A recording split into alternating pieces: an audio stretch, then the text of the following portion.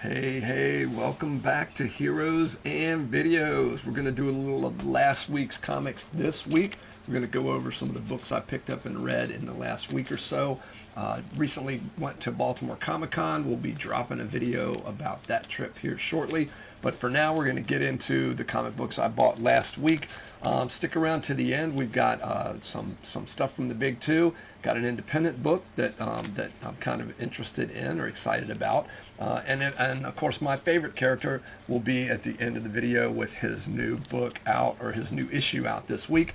As always, would love it if you hit like if you like the channel. If you want to wait till the end of the video to see whether or not you want to hit like, that's all right too. Would love for you to give me the thumbs up. Hit notifications if you want to get more content. Would love to hear from you in the comments about what comics you are enjoying now. And with no further ado, let's get right into it. First up is the penultimate issue. Look it up. I know you guys read comics. You know what penultimate means. The next to last issue of One World Under Doom. This is a variant cover. I've got the original cover back behind me here. Just a really awesome look there with Doom over the what looks to be an exploding Earth with a lot of our heroes in miniature down there. Just a really cool looking cover. This book is great. I'm really enjoying this book. I'm curious to see where they'll go with the next issue, wrapping it up. No spoilers, but it reads a little like, I don't want to say like a Game of Thrones episode where a lot of big stuff happens in the penultimate issue. But it's really good. I've enjoyed this, and the fact that it's been pretty consistent throughout the Marvel Universe in terms of Doom's effect on this, and a lot of different themes in there in terms of, that if things are going great, is it okay that we're being ruled by Doom? It's kind of the question in terms of how it's presented and how it impacts the lives of the folks in the Marvel Universe. But love that cover. As I said, love the one behind me too. So you should be reading One World Under Doom. If you're not, get on board now, because the last issue is coming up.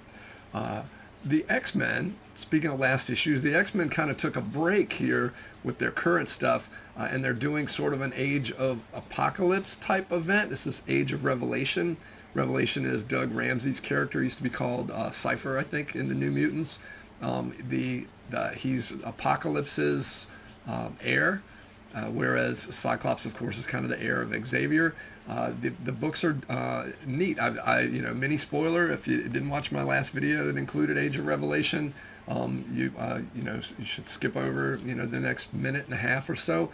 I've mentioned in the past, the X-Men book, the Adjective List, and Uncanny are really good right now. The last 20 issues or so, since they rebooted after the Hickman run, or the Krakoa story, have been really good, and they've differentiated in each other. Unbreakable X-Men is kind of the Uncanny X-Men piece of that.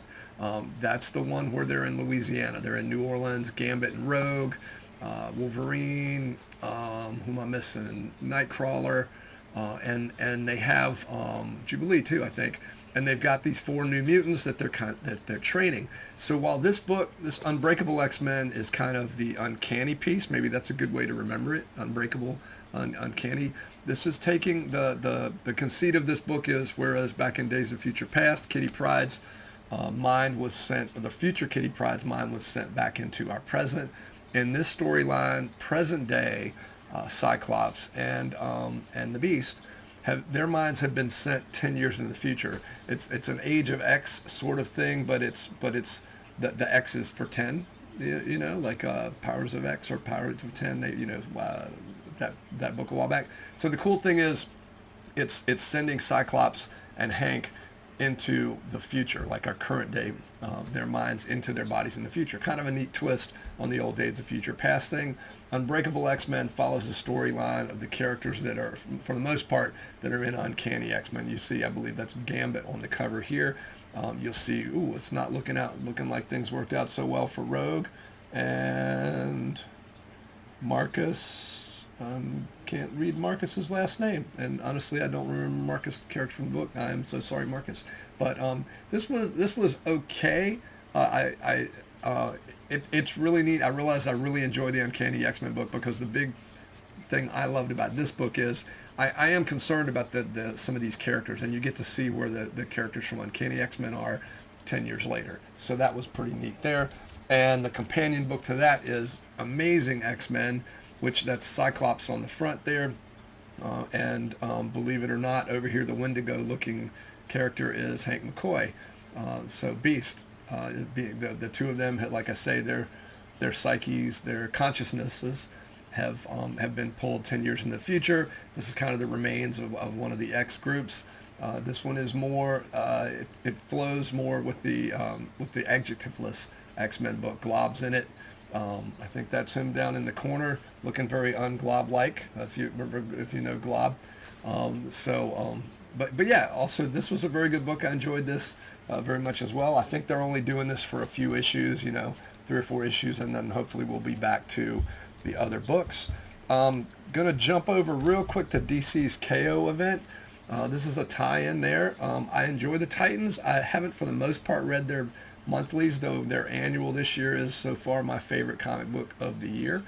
I mentioned that, I think, in another video. This is neat. As far as the DC KO tie-in, it is just that. As it says on the cover, it's Evacuation Earth.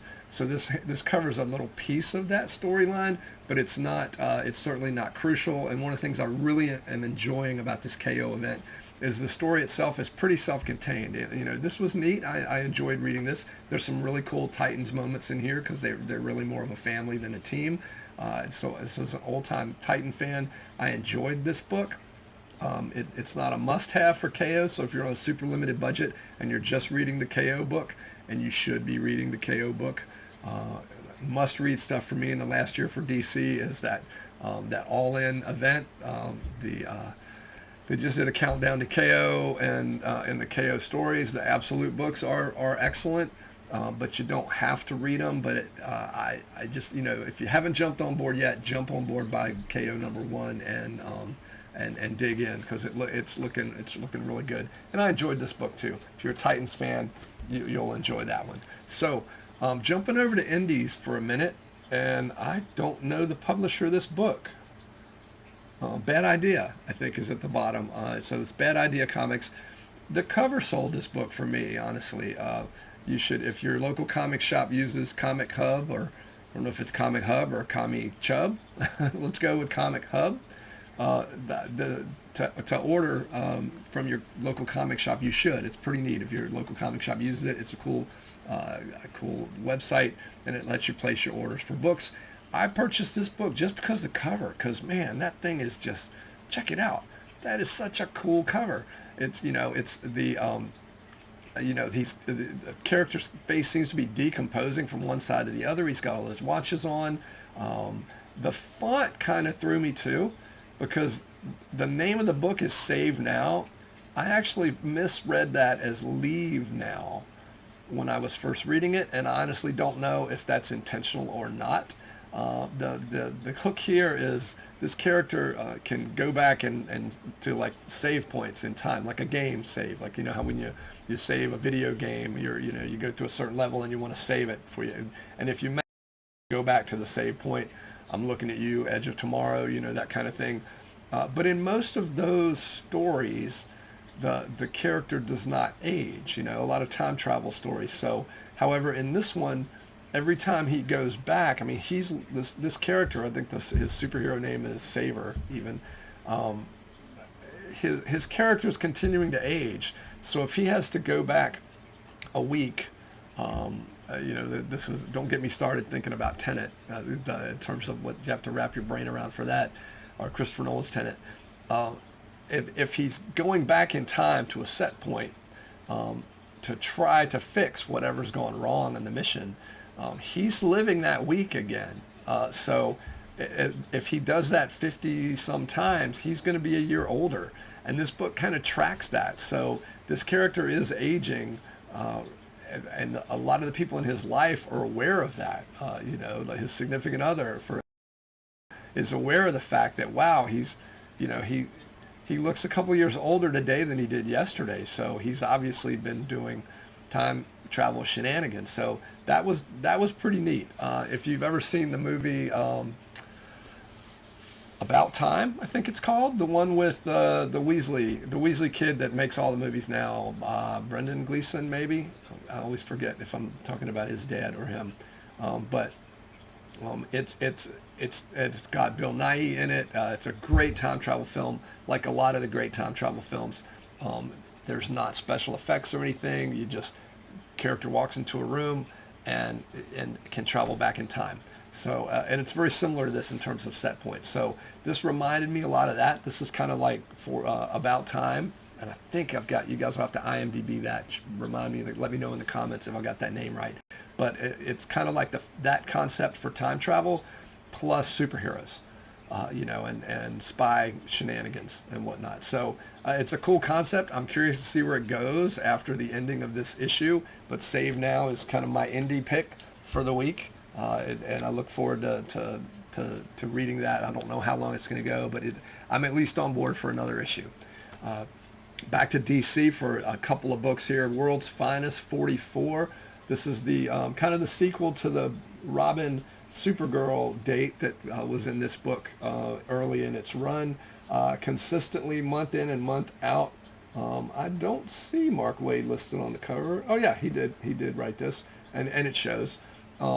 Robin and Supergirl, and remember, these World's Finest books take place years ago in the timeline. So Dick Grayson is Robin, and it's not on a date with Supergirl. They're kind of on a bit of a road trip. And it's just a great one-off. This book consistently month in and month out is just delightful. If you love the big two and their sidekicks here, their cousin and their sidekick, you should be reading this book. It's really good. And this is a great one and done. You can pick it up. In fact, all of this book, World's Finest, I don't think hardly any of the storylines are more, and none of them are longer than the trade, the 4, 5, 6 issues, but most of them are 2 and 3, so it's almost like you can have a couple of storylines in a trade. So World's Finest 44. Took a glance at Absolute Batman and got ahead of myself. Next up, Absolute Batman number 13. Just a great cover with Selena Kyle, the Catwoman. I finally caught up on this book, and it's still consistently month in and month out is just a great read. She's got that mask. I don't understand how that's supposed to be functional at all, but there it is. Some weird things are going on with Bruce Wayne and Batman, and it looks like we are speeding to some type of resolution here. As I mentioned in some earlier videos around this book, there are issues around 10 or 11 that leave me wondering, like, are they really doing this? Is this, in terms of what they're doing to this character? And it seems like it's coming to a head in the next couple of issues. So really enjoying Absolute Batman. And then finally, we have my favorite character on the planet. I shouldn't say that. Norrin Radd, Silver Surfer, might think that he's my favorite, though he's in my top 3. My favorite character in all of comics, Amazing Spider-Man. Now, technically, I'm going to do a deep dive with some serious spoilers in a future video about this whole storyline that's been going on since the renumbered 11, which I want to say was around 975. This is 978 legacy numbering, but 14. Book's been going back and forth every 2 weeks with 2 Spider-Man characters, if you will. 3 really, not to get into too much spoiler territory here, but Pete is off somewhere else, and this is the issue that's dealing with the Spider-Man that's on Earth, which you can tell by those interesting, if you look closely, you'll see the web shooters, the wrist, the anklets, and it's something on the bottom of those feet too, which might tip you off in terms of whether or not this person is our boy Peter Parker. But just a cool cover, not a variant cover, which honestly there's some great variants out there. It feels like a variant cover. I'm not a big fan of covers that tell you nothing about what's going on in the book. This kind of straddles the fence there, in that if you pay close attention to what's going on with that costume, it'll tell you a little bit about what's going on in the book. But I love the use of the logo. And I'm really enjoying this. This is the John Romita Jr. Side of the storyline, the stuff going on Earth. Joe Kelly's writing both halves of the book, or both, each issue, I should say, even the ones that take place with Peter Parker. And I don't remember Pepe Larraz, I think, is doing on the art on the other half. That's my preferred storyline right now, but that's just because that's on Peter Parker, who obviously I mentioned is my favorite character in all the comics. This was really good too. So I'm enjoying the Earthbound stuff going on here too. So that's Amazing Spider-Man 14. You should be reading this book because I have a feeling coming out twice a month, with only being 22 issues away from issue 1000, they are probably building to something big. So you should be reading this book, even if you didn't get on board for Amazing Spider-Man with the last run or so. I know that's gotten a lot of heat. You should be reading this book. So jump in now. It's only a few issues behind here. You can always catch up. Honestly, if you start around 7 or 8, if you start with the number 1 for this series, I think you'll enjoy it. That first arc's pretty good, the first 5 or 6 issues. This storyline really starts up 7 or 8, where there's that big battle that ends up resulting in the 2 halves of this book, if you will. But coming out every 2 weeks, and if you're, like I say, there's something in each storyline for everybody. Loving Amazing Spider-Man, but that's not unusual. In fact, I might have a big surprise in the Baltimore Comic-Con video that I've got coming out here shortly. Love to hear what you're reading in the comments, what books you're into right now, what you think of the ones I have. If you've read them, I'd love to hear your review on it in the comments below. Again, hit the like button. Thanks for listening. I appreciate your time. I know a lot of things wear and take our time. I appreciate you spending a few minutes here at Heroes and Videos. So that being said, keep reading comics, keep going to see movies, and be kind to each other.